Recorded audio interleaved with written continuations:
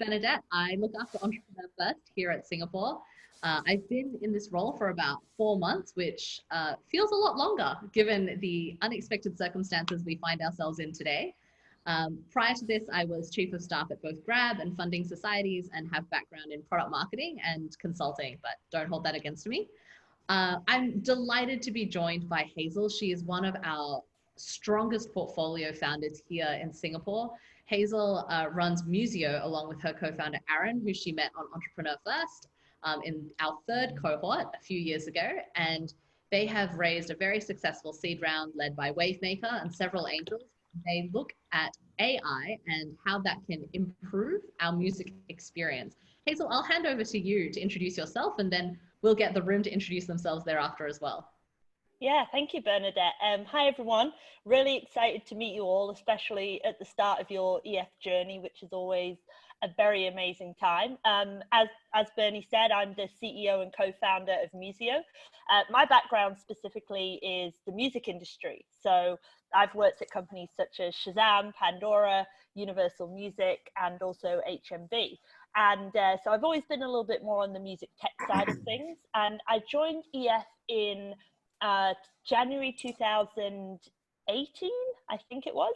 And I met my co-founder, Aaron, pretty much the very first week of the cohorts.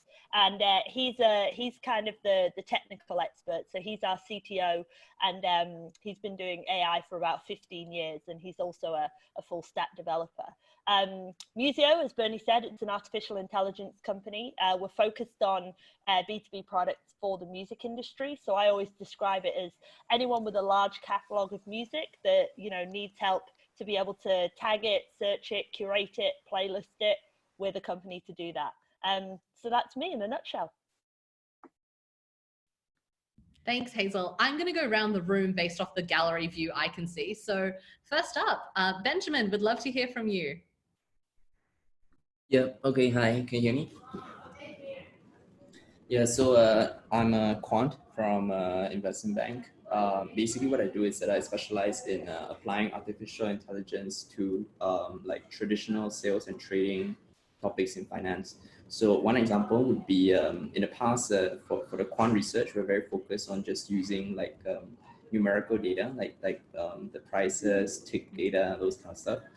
Recently, we're using like natural language processing to integrate things like company filings, earnings calls, and all of these sort of like alternative data. So I work a lot on these so-called like new topics involving AI. Yeah. Great to hear. Antarip, would love to hear from you next. Hello, everyone. So I am currently finishing my PhD from NTU Singapore. And basically, by training, I'm a materials engineer. And right now, I work on diagnostic devices. To be more specific, I work on point-of-care diagnostic devices. So to give you an example, I work on devices similar to pregnancy strips, which can be carried on site to anyone who wishes to use them. And with very minimal training, you can actually use it to detect even trace amounts of any substance from within the human body, like whatever you're looking for. So right now my focus is on a particular hormone called IGF-1, but more than the biology side of this entire device and the diagnostic platform, I work mostly on engineering the platform itself. So I work on device fabrication, making the device more sensitive, the kind of signals that the device like gives out, and basically to enhance the readout and the user interface. So in a nutshell, yeah, that's what I do. Fantastic. Next on my screen is Darren. Hi, I'm Darren. I'm not sure whether you guys can see me, but I definitely can't see anyone. So we can see you. Sorry about that. No worries. So I've been in the travel industry for slightly over 20 years. In the last 10 years, I was with the AirAsia and Expedia, where I set up the joint venture in Singapore in 2011. I've done traditional offline travel agencies, been with the airline, the AirAsia, was with the Expedia setup in Asia. And now I'm running my own budget hotel in Singapore. So that's me in a nutshell. Great to hear. Alexandra. Hey, hi. So my name is Alexandra. All right. I have about 18 years in the finance industry. Started off as a insurance agent, but gradually I moved on into the field of trading. Okay, so in 2008, I actually left my insurance company, and then I actually joined this proprietary trading firm. And then in 2010, I actually raised enough funds to run my own bucket shop. And then I basically took it to one of the biggest market maker in Singapore, way back in 2010 to 2014. Yeah. From there, I basically take a step back and then to reevaluate my options. The problem is that it's too much. I'm too much into the market. Yeah, and I just want to take a look at what is out there instead of looking at the market all the time. Yeah. So currently, I just started to dip my feet into fintech. Currently, I just finished a project proposing to them to raise funds through ISTOX, which is regulated by Singapore. Yeah. So pretty much that's what I've been doing. Fantastic. And lucky last, Anant. Hi everybody, my name is Anand Shukla, and right now I'm working as a systems engineer, and it's also a startup. So last 2 years my journey has been quite rock and roll. I mean, I worked with 4 to 5 different organizations, including research centers, and from last 1 year with 2 startups. So basically in all these places, the research centers or the startups or my team, they had some ideas, and centered around this idea, I developed the complete control system related to robotics, mechatronics, and automation. So whether it was construction industries or offshore energies or related to tactical projects for police or army. So my skills are mostly into robotics, controls, instrumentation, and I've been working on the complete product development cycle. So it's conceptualization of idea, filing patents, and prototyping, and getting it to marketing and pilot projects. So this is all about me. Great. It looks like it's a very diverse room. Hopefully this gives you a bit of a snapshot of what your EF experience will look like. There are incredible outliers from all different fields, disciplines, and backgrounds that you'll get to meet in the program. And hopefully Hazel will speak to that a little bit as well. But I thought we would jump in and talk a little bit about the elephant in the room, which is COVID. And the first question that I thought we could get Hazel to start off with, as all of you start your entrepreneurial journey, is let's talk about the obvious. Hazel, how is COVID affecting Musiio, and of course you? Yeah, great question. And yeah, straight in at the deep end. We're fortunate as a company in that we're a pure digital business. We are entirely software and digital services. So, you know, we were already working with the majority of our customers who are in the US and the UK. So it's really, for me personally, not been a huge impact because also I usually travel a lot for work. So that is different. But, you know, sitting in a room on my laptop doing like 8 video calls a day is pretty much what my job was before and now. So for me, that's not changed, except this time I don't have jet lag. So in some ways it's slightly better for me. But in terms of the company, we've actually seen a bit of an increase in inquiries into our product. And I say it's because AI is something that a lot of our customers have gone, oh, I'd love to talk about AI, and you know, we'll have a chat about that when I've got some time. And now suddenly everyone's got the time, so everyone wants to talk about AI. So everyone's like, I've got time to have a call, and I'm like, great, let's get it keyed up. So now that everyone is enforced to work from home, they've got a little bit more time to do sales calls, which so that's been a little bit of a benefit to us. And obviously we're not in an industry that's directly impacted. We have no hardware, there's no supply chain. And also the recorded music industry, you know, streaming is something that is delivered purely digitally as well. So we've not been too impacted, but I would say the biggest impact is, you know, we've gone from Musiio as a company is 12 people full time, and we did have an office down on Telakaya Street, where we would, obviously the whole team would come in and work every day. And, you know, the biggest change has been now that everyone's gone remote.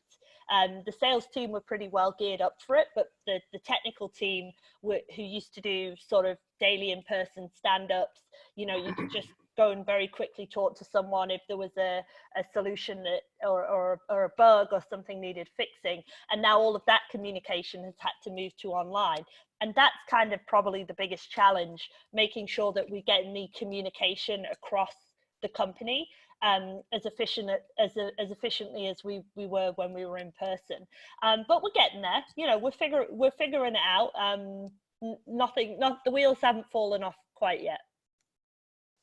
I think it's great to hear, Hazel. I think a lot of what I've been reading is that in times of crisis, the world does turn to creators, whether it's artists or musicians who've been fueling us through Netflix and Spotify, Apple Music to kind of keep us going. So I assume that Musiio is also doing their part to help us be entertained and a little bit more enlivened in these trying times. Yeah, and actually our company, you know, really the kind of the mission, the drive, or the people who would use our product, the music companies who would use our products would really do so to future-proof their business, to make their catalog of music scalable, to make it more efficient, and to derive, you know, missing revenues from their own catalog. And really that sort of directly dovetails in with what people should be prioritizing right now for their business. So as I say, we're fortunately positioned as we were already a future-proofing company, and if anything, this has now just accelerated the amount of people who want to future-proof. Of course, that's not to try and sort of capitalize on an unfortunate situation, but the product is something that you know is needed regardless of the kind of current climate. So that works quite well for us as a company. I think we've seen a lot of people, and hopefully in your personal networks as well, folks on the call, respond to this quite generously or in unexpected ways. Hazel, I'd love to hear from you. I think something that's top of mind for a lot of people when they do enter EF is, how do you work with a VC? I think I'm not sure so many people had that experience prior to joining EF. What have your investors or partners done, especially recently, that has surprised you, hopefully in positive ways? Yeah, sorry, when you just said then, like, how do you work with a VC? I was just gonna give like a 2-word answer: WhatsApp chat. Like, I was like, I don't know why, but like, you would think that the VC community would be very like everything on email, everything on call, face to face. But I get more WhatsApps from VCs than I get from anyone else. And they're really long. Like they just type massive. And I'm always like, I'm going to reply as an email or I'm going to call you, because there's no quick answer to what you've just asked me. So yeah, how do you work with VCs? Via WhatsApp chat. That's the short answer. The long answer, it's something that I would say I didn't know when I first started EF, but I know now, which is that it's almost entirely relationship based. So, you know, for example, when you're raising a round, you know, even if you've got the best company in the world and the most solid traction, if you were to cold call a VC, they would never agree to invest the same day. You need to really build that relationship. And something I've done, you know, as someone who loves to network anyway, is right from the point that I raised the seed round with EF after demo day with Wavemaker, I spoke to a few companies during that round who were like, you know, Series A investors who, you know, if I had a good rapport, if we got along well, if they understood the company, if it fit with their vertical. I've kept in touch with those VCs for Series A for the last 12 to 18 months. And I find that they're the ones that I'll speak to next time I raise a round. You know, it's not like a one-off, you meet the VCs, you raise the money, you cut it dead. You're constantly trying to build those relationships. And that's a really important part that I suppose I didn't realize, you know, but I could name you like my top 4 Series A investors, despite having never done a Series A or not about to approach to start doing a Series A. But you need to keep those relationships going regardless. And I guess I wasn't really aware that was how it worked when I joined EF. And maybe it's not for everyone, but that's how it seems to have been my experience. Anything that your partners or investors have done, I think, given these recent unprecedented times, that has surprised you or kind of delighted you? One thing I would say is I've received a lot of emails from the VCs. They've often emailed out their whole portfolio and said, like, here's some links to advice, or here's some help, here's some, you know, here's what the government is saying.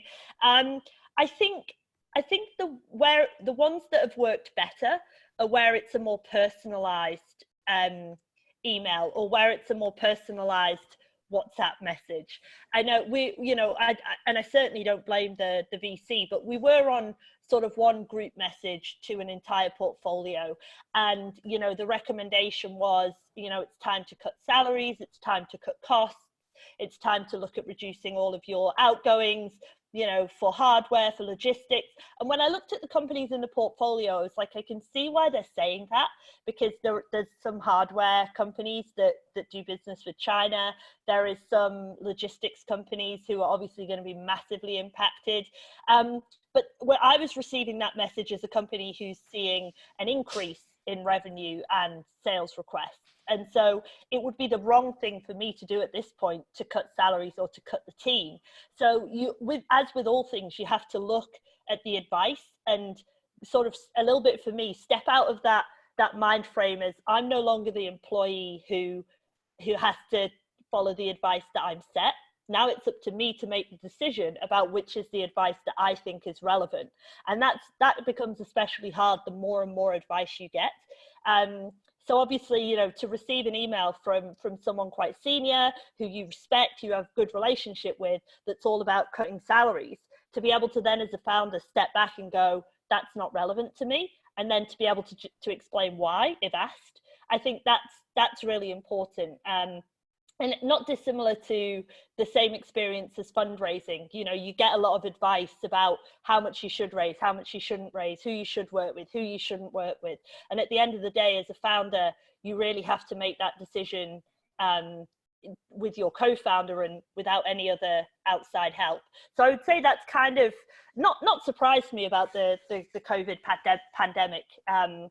But I guess it's refreshed the need for me to look critically at the information that I'm sent, because it's not always personalized, it's generic, and only I know my business, and only I know how many customers we have coming in and what we need to deliver on. That's really great to hear, Hazel. I think one of the things that we notice about many of our strongest founders across the EF portfolio is they've got a little bit of a contrarian streak. They've got a little bit of a streak that says, doesn't matter if this hasn't been done before, I'll find a way, or I'll make a way. I would love to hear from some of the folks on the call. Ansharif, I'll start with you because you're right in the middle of my screen. What gets you excited about starting a business, I think, in these times? I'd love to hear from different people. We're really grateful and deeply admiring of the fact that you have chosen an entrepreneurial path. And would love to hear everyone's thoughts on why they've joined this cohort. So the question that you just posed, right? So it becomes more relevant for me, especially because of the background that I come from. So right now, diagnostics is everywhere. And it's like not just in Singapore, but you go to like not just the private funding agencies, but all the governments across the world, be it Canada, be it US, be it India, or be it Singapore. Everybody just wants rapid diagnostic kits for a disease like COVID-19. And so it's kind of a blessing in disguise for like people from my area that we are actually in the limelight for a change. but then the thing is, yeah, so the opportunities like this, right? So that makes it like even more crucial that say a field like diagnostics comes into the mainstream. So these days, AI is a very popular term, which everybody knows and everybody uses all the time. But I believe like it's high time that we use AI not just for the typical implementations that we have seen over the years, but also in niche areas, for example, diagnostics, and make it more relevant to the common public and say make it more widespread and make it more available to the people, say even in the remote parts of the world. So yeah, these kind of opportunities, when you look at them, right, so it of course it gives you not just hope, but it also gives you like you start seeing light at the end of the tunnel that you are about to enter now. So previously it used to be like okay, like you don't know what's the implication, or do you even get traction for your ideas, or say like if you come from a background which is like highly technical and very difficult to explain to normal people. But I think like this is the right time where you can actually use this opportunity to connect to more and more people and tell them how important say my area is, and not just mine but all the technical areas which go behind like tackling with a disease like say COVID-19, and not just COVID-19, it can be anything. And this is how like this basically gives you that silver lining and the opportunity and the gap where you can actually enter and make sure that you reach to the maximum number of people. That's really wonderful to hear. I'd love to hear, Darren, I know the industry you previously worked in has been incredibly hard hit with travel. What's gotten you excited about joining EF? Well, I mean, before that, just to say that it goes without saying that travel is badly hit by COVID right now. But being in this industry for so long, we have seen so many crises over the years, from SARS, sort of impact, and now with COVID, you could pretty much see it to be even worse than it was prior compared to SARS. But that being said, in every crisis, it always presents an opportunity. The world travel that you see today, when this whole thing clears up, will definitely be very different from what it is today. So the opportunity that lies ahead is there will be a lot of new needs.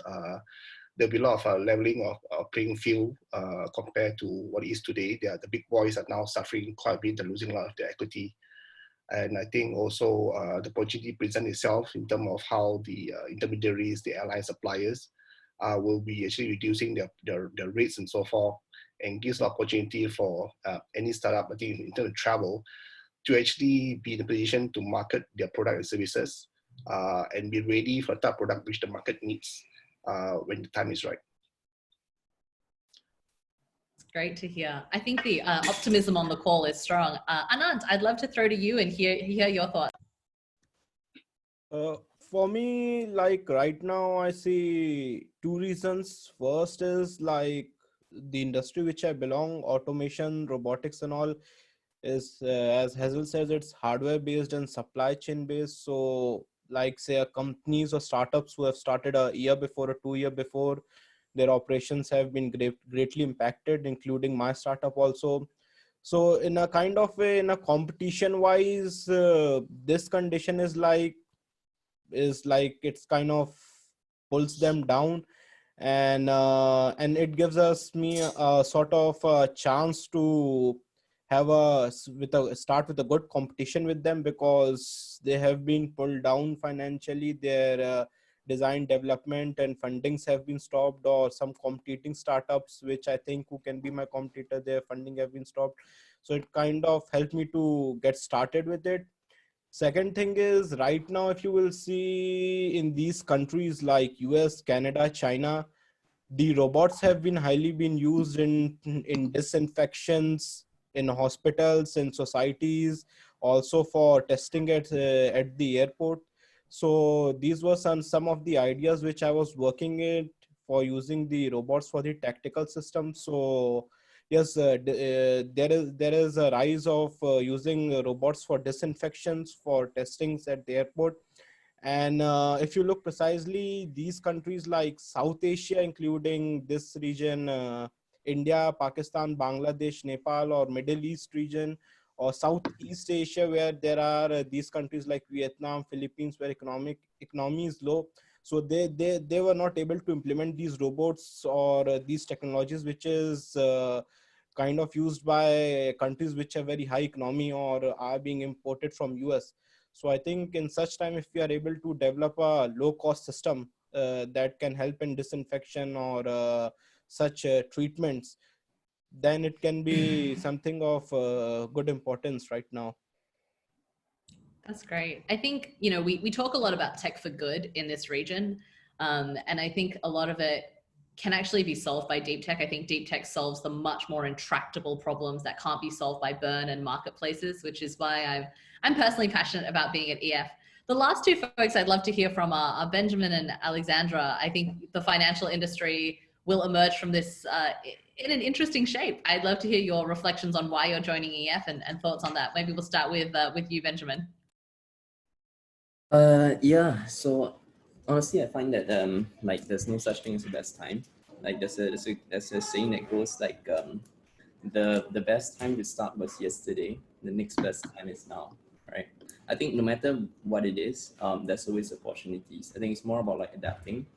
Like for example, COVID, it has got a lot of people who run like traditional brick and mortar businesses. These people are suffering a lot. But on the other hand, there are new opportunities for things like remote work or online collaboration, and a lot more new opportunities in the space. So I think it's more about like adapting to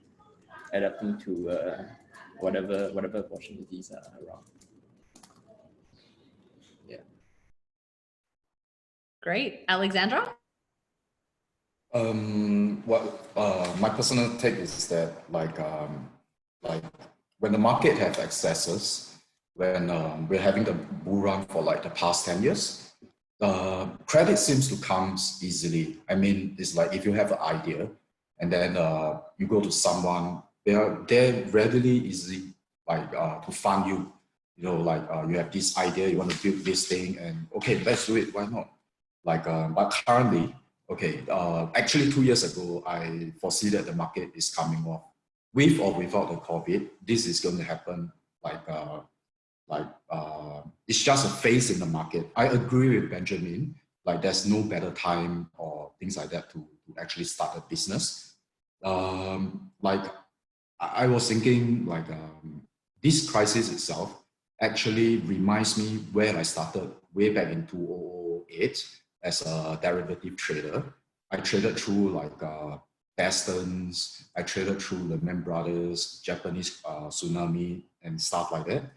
And I think it is a time for us to do some forward thinking, in a sense that, all right, with COVID-19 and all this crash coming on, okay, what is going to happen 2 years down the road? How about 3 years down the road? Yeah, and I guess this is like the best time, because you know your people who are funding you right now, they are serious about the business. Their money is not excess. Yeah, it's really and the partners that you actually work with. I have started at least 5 startups, and it is very important to know that you're not working with the wrong people. And it is during these times that you find the right people. Yeah. Absolutely spot on, Alexandra. We've seen, it's absolutely the same for EF. We've seen that our strongest portfolio companies, their lead investors, EF ourselves as a fund, we're absolutely doubling down.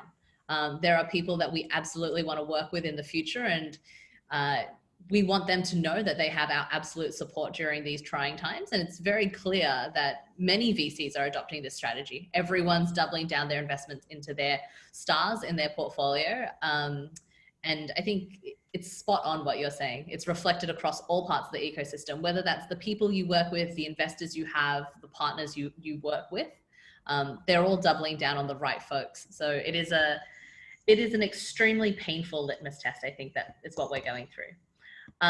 It sounds like we have a bunch of extremely positive, resilient people on the call. I would love to hear from people, with the world changing on an almost daily basis. None of us expected the India lockdown, and that's affected companies for us who've got their supply chains disrupted there. What changes do you see sticking around for the long term, and what changes do you hope for?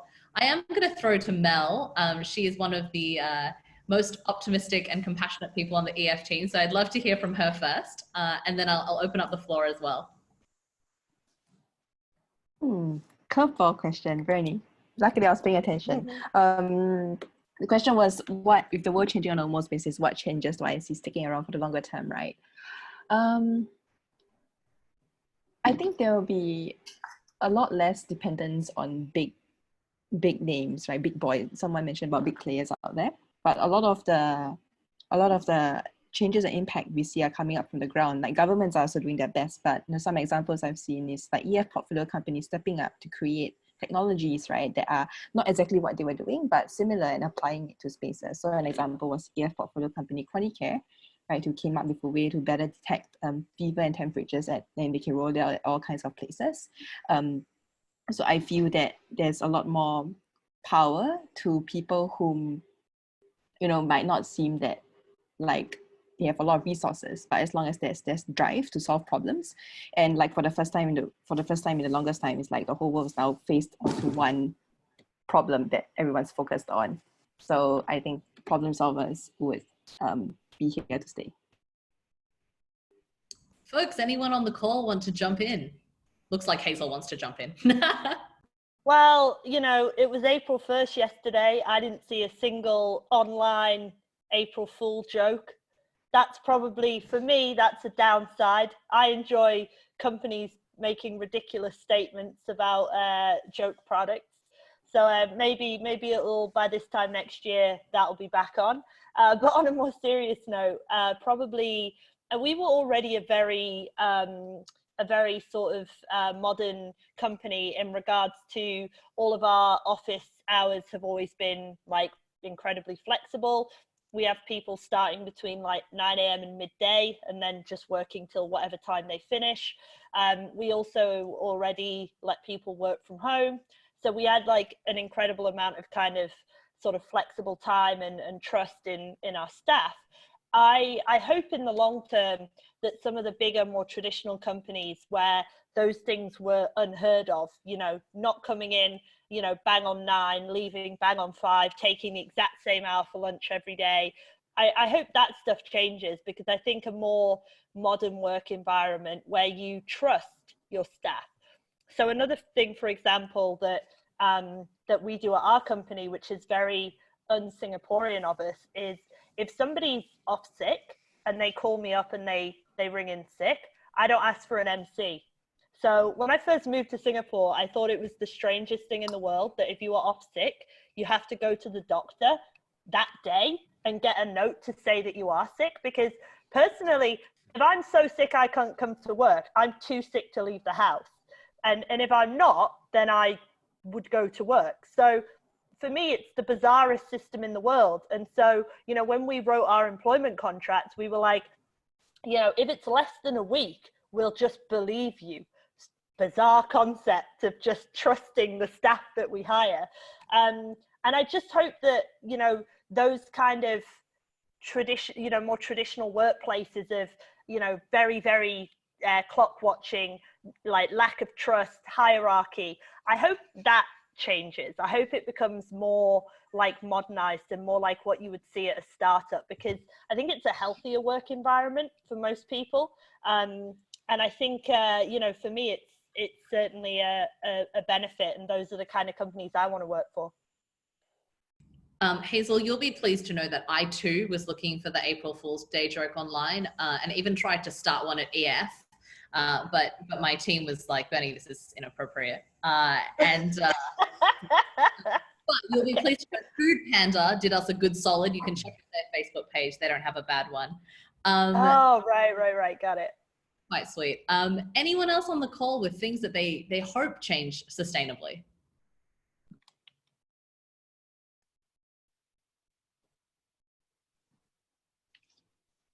Something to add with regards to travel.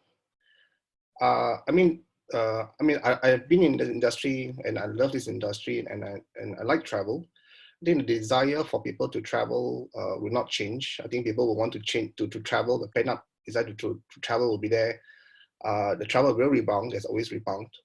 But I think when people do travel, the expectation of people will actually change. So it's not about trying to persuade people to travel in future. It's more about showing people why you should be traveling with a particular airline or cruise or hotel and so forth. So I think the opportunities and things that we should do to show that the hygiene and sanitization is a very important factor in travel going forward. I mean, let's not kid ourselves. People will have a very changed perception of what they require from a travel company when they do travel eventually. The airlines, for example, you cannot pack people into a small plane and try to make revenue. You need to create more space. You need to actually create more space for people in rooms, in cruise ships, in planes. You need to have reviews on online travel sites like Agoda and Expedia. Talks about hygiene as a factor, as a review, as opposed to just how close you are to amenities, your value for money, or so forth, facilities and so forth. So I think a lot of things will change, and I think that's why it's exciting to be doing this.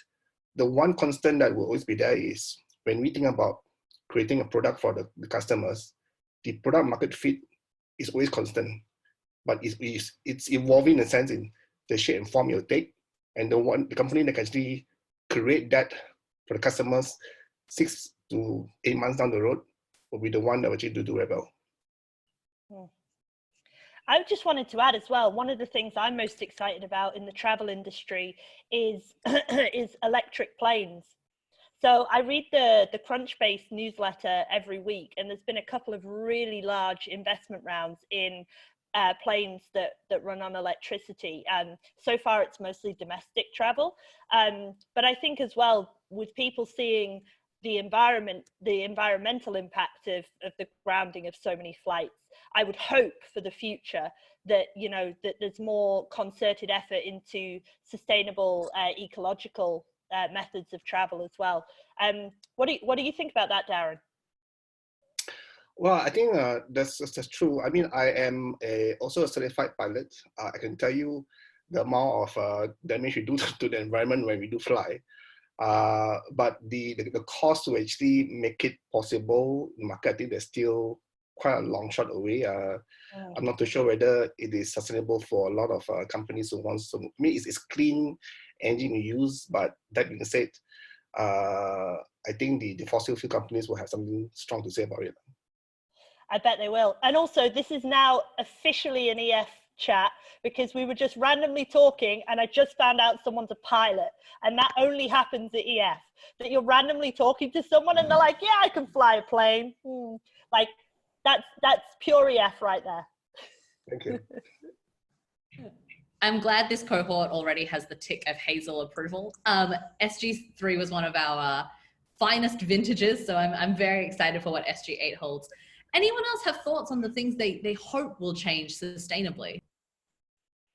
Actually, continuing on what Hazel and Terence has added, so I also wanted to say the same thing. So like all these years, people had been talking about sustainable this, sustainable that, like Greta Thunberg had been making long speeches, but till date, nobody actually understood what sustainability meant. And now, like because of this unfortunate situation, they have realized that all you needed to do to be sustainable was get done with the redundancies. You don't need to like go to the supermarket which is not near your house. You don't need to unnecessarily travel to work to get your things done. You don't need to go that extra distance to be productive. You can do it right from the comfort of your home for a lot of sectors. Of course, I agree that there are still a lot of segments where you actually need to go and like get the things done on the ground.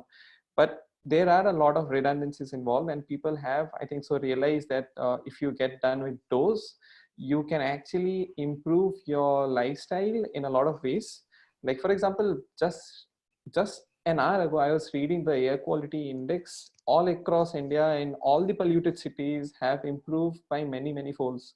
So that's one example, right? Just by reducing the number of people on the streets, you can achieve that. So why not like adapt to this lifestyle itself? Why not make this more popular, more mainstream, rather than being forced upon this? I think so people would now readily be happy to actually accept this kind of a lifestyle and not feel like they are being forced to be inside. I think this is a wonderful opportunity for everyone to like be at home. As you said, like times like this make people more creative. So you can actually use this time to be more creative, do a lot of things that you always hope that you would do, but you did not have the luxury of time. But now you have the luxury of time. And in a lot of companies, you can actually work from home, do the same amount of work, and at the same time, because of the extra comfort, you can actually use your time more wisely, not just for work, but also use it for some of the other stuff that you had been neglecting all these years. That's wonderful. Any closing thoughts on this question? Would love to hear from the folks on the call.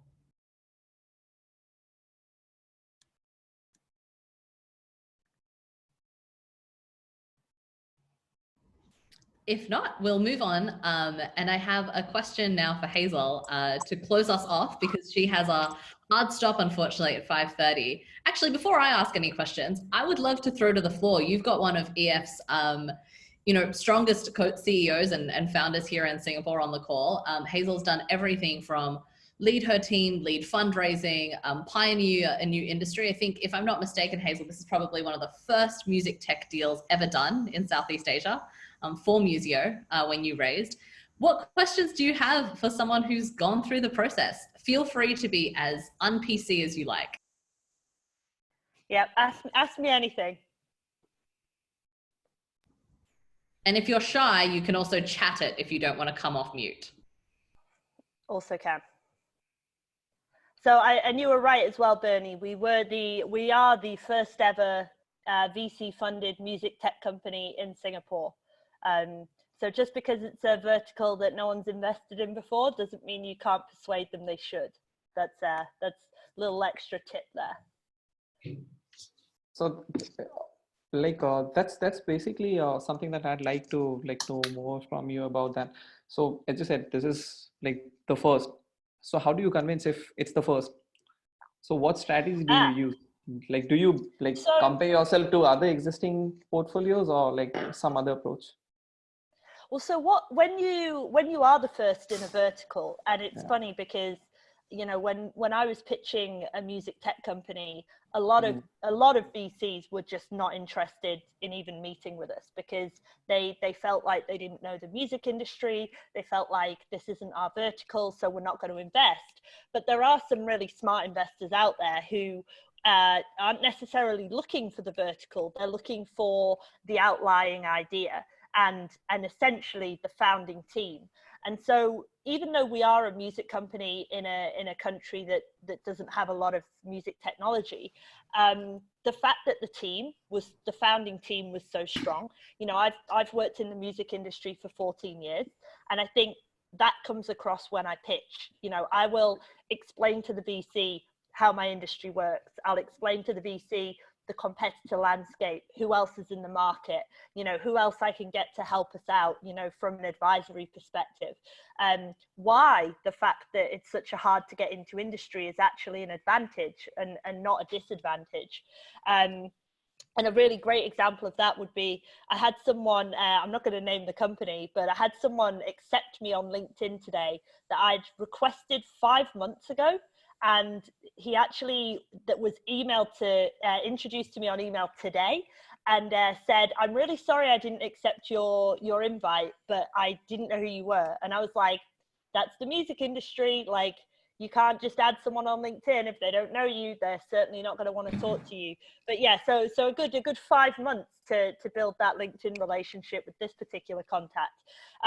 So as long as you know your industry well enough, and the business idea is solid, and you can explain why it is solid, there are investors who would probably be very interested in taking a punt on something that isn't a standard opportunity. So I think you got to just turn it to your advantage. And obviously with the founding team, especially with myself and my co-founder Aaron, I'm 100% on the business, sales and marketing side. I've got the industry experience.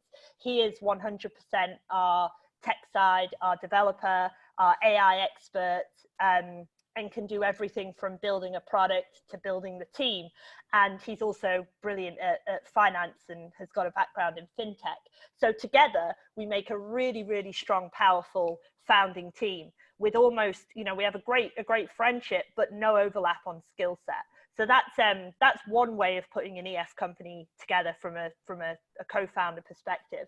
And that's what worked really well for us when we were pitching to VCs. Thanks, Antareeb. Any other curly questions on the call for Hazel? We're very open to them. Totally. Yeah, I have a question.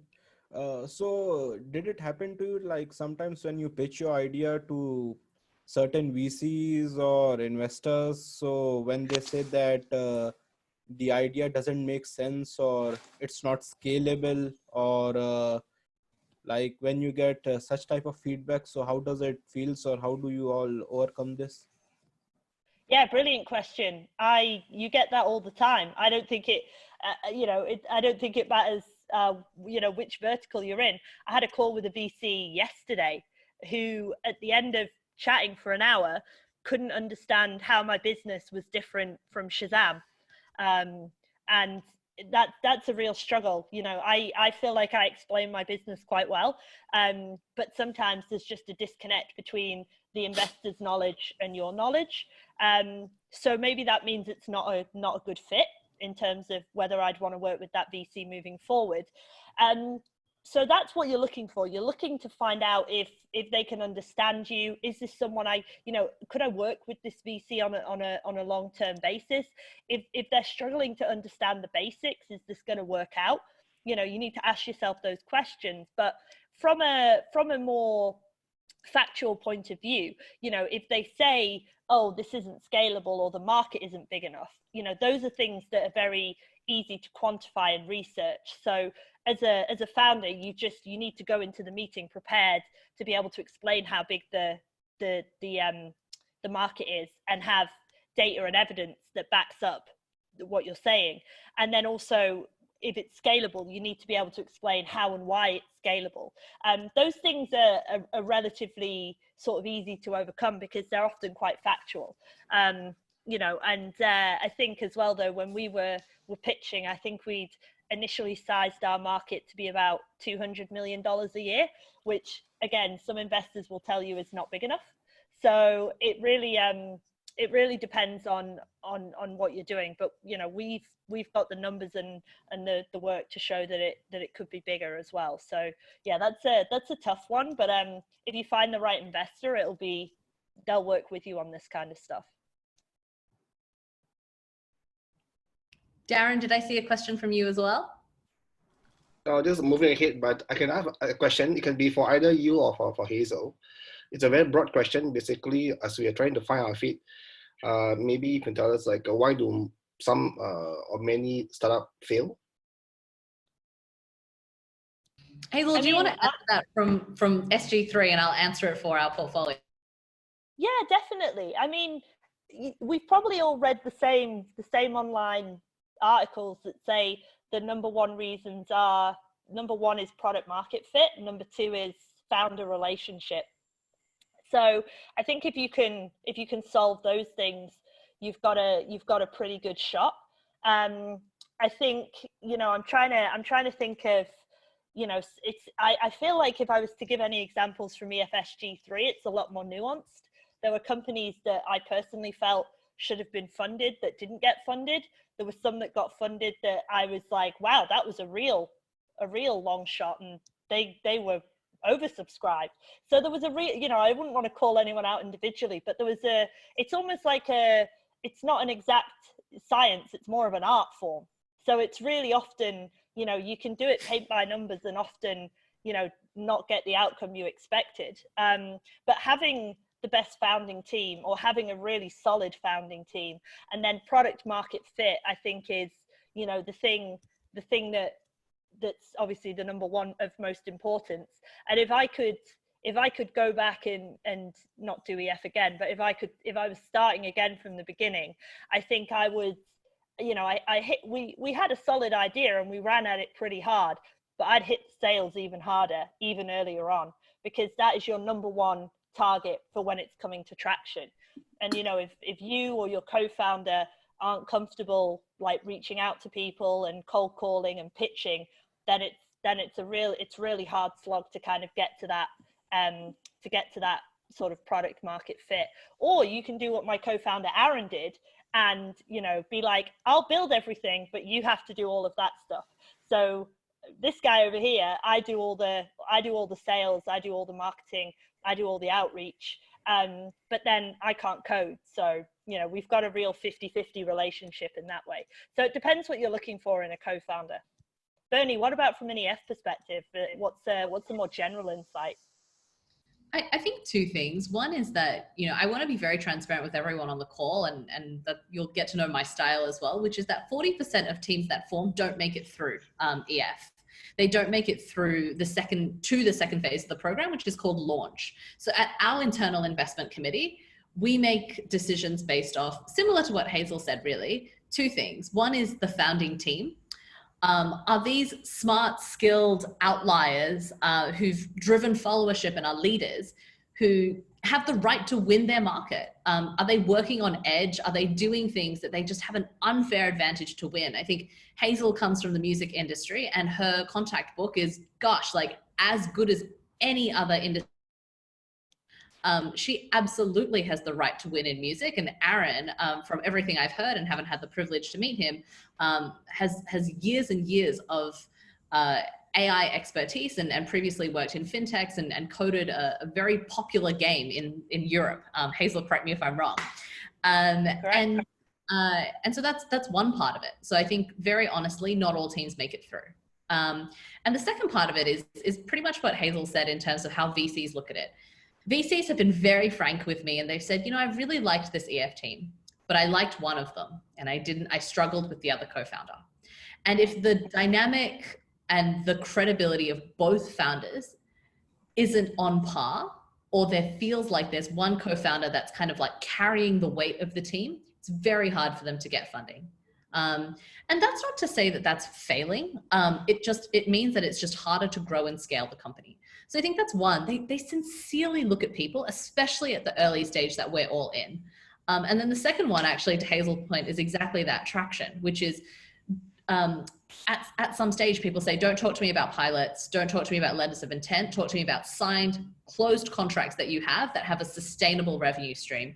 You absolutely need to pound the pavement. You absolutely need to get into the sales cycle and prove that commerciality even very early on. The one thing we do say at EF is that, you know, at the end of the day, we're not in the business of creating founders. We're in the business of transforming the lives of the world's most impactful individuals. Entrepreneurship is not everyone's path, and that's absolutely fine. And that discovery is equally as important to actually go on that understanding for yourself. I'm very upfront with people. I say I'm a founder supporter. I have, until EF, frankly, no aspirations of becoming a founder. And recently I've been like, oh, maybe that's something I'd like to try in the future. But I've been a chief of staff. I've served the founders at Grab and at funding societies. And that's been my path. And I've really enjoyed that. And I like scaling that with the cohort. I've been told that Hazel has a very hard stop at 5:30. So I'm going to close on one last question for you, Hazel. It's not where's Tiffy.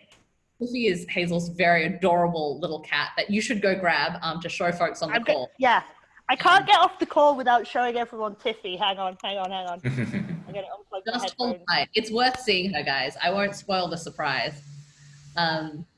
We'll have to wait for Hazel. You can see, like, even in her home, she just lives and breathes music, which is why it's just such a compelling person to back. This is Tiffy, Hazel's three-legged, very grouchy little cat. So, I mean, question for you then, last question for you is, if you could curate a party, who would you invite to this party in this time of social distancing? Well, I'm gonna go for a bit of an easy answer, and I would just curate everyone that's in this call right now, because we got 2 cats, we got 2 members of EF, we got a guy that can fly a plane, we got 2 people called Tiffy. I mean, EF way is just the best way. Just get the random people together and let's make it happen. That's what I go for. Oh, thanks, Hazel. I mean, guys, thank you so much for joining us. This is our first ever edition of Smart People You Meet at Parties. We put everyone here in this room for that reason. I'm glad we have multiple cat lovers on the call. Thanks for sharing a bit about yourselves, and I hope that you had as good a time as I did. I'm really looking forward to meeting hopefully all of you very soon, and if we're really lucky, maybe even in person. But in the meantime, thank you so much for joining our first ever Spy Maps. We can't wait to have you on the go. Thanks, Hazel. Thanks, Tiffy. Bye. Thank you. Take care, everyone. Do Take care. take care.